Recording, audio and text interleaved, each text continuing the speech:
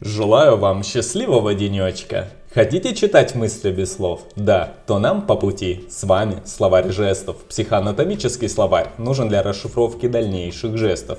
Спина. Эмоциональная устойчивость. Способность любить – это функция от чувствительности спины к ласке.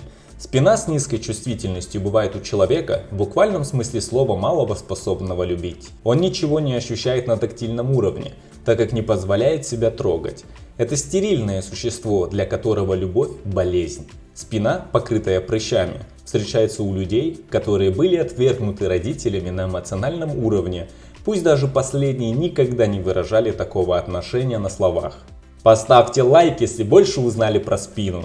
Завтра расскажу про спинной хребет и позвонки и что они символизируют. Всех благ, дорогой зритель, узнаем о человеке все.